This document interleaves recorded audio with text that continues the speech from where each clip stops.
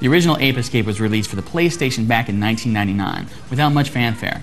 The game was a great platformer that was very charming but rarely flashy, and would eventually find its place in history as a sleeper hit. The sequel sticks very close to the blueprint laid out by the original game, but don't mistake its light on innovation design for weakness. This PlayStation 2 game is every bit as solid and even more charming than the previous two games.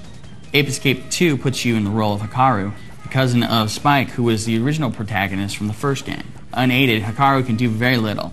He can double jump, lay flat, and pretend to be asleep, but most of his moves come from a wide array of gadgets that he carries. Most of these gadgets appeared in the first game. Your main monkey-catching tools are a stun club and a net. The idea is to whack the monkeys with the club, knocking them over, then quickly switch to the net to scoop the monkeys up and whisk them away to safety. As you make your way through the game, you'll find more and more gadgets and fun stuff to play with. Returning from the original game are such tools as the monkey spotting radar dish, the swimming helper aqua net, the speed boosting dash hoop, the slingshot, an RC car, the helicopter-like Skyflyer, and ever-popular magic punch. The boomerang is a banana-shaped boomerang that can be used to knock over enemies. Another new tool is a water cannon, which is mostly used to put out fires. The third gadget introduced in Ape Escape 2 is the electromagnet that lets you move heavy metal objects.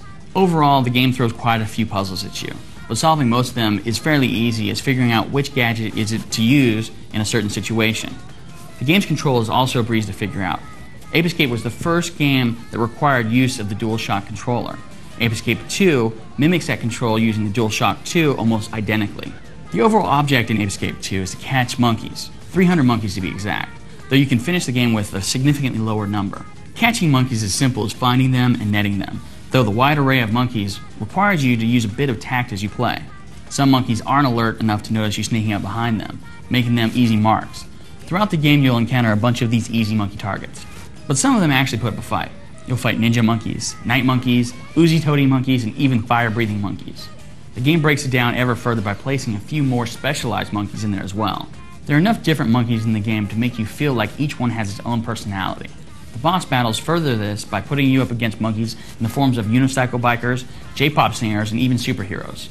Eventually you'll run up against Spectre. Escape 2 might not push more polygons than the other PlayStation 2 platform games out there, but that doesn't mean it doesn't look good in its own right. The player and monkey models have a neatly stylized look to them.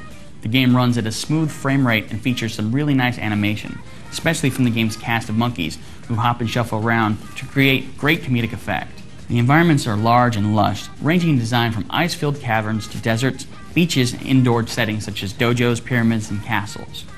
The soundtrack fits the whimsical action nicely, keeping things as upbeat and hyper-tempo as any recent J-pop album. The game's voices are all in Japanese, but the voices fit the models pretty well. While Ape Escape 2 has the gameplay and graphical style down pretty well, it isn't without its own flaws. The main issue is that much of the game is quite easy. Anyone skilled at judging platform jump distance shouldn't have any trouble at all. The game's boss fights consist of pattern recognition at its most basic. Thankfully, though, there are a few things in there to challenge expert players. Collecting all 300 monkeys isn't required unless you want to see the best ending in the game, and a handful of the optional monkeys are extremely well hidden, so finding them is pretty tough. The game's relative ease is pretty well offset by the sheer number of weird unlockable items, and the end result is a platform game that is above all great fun.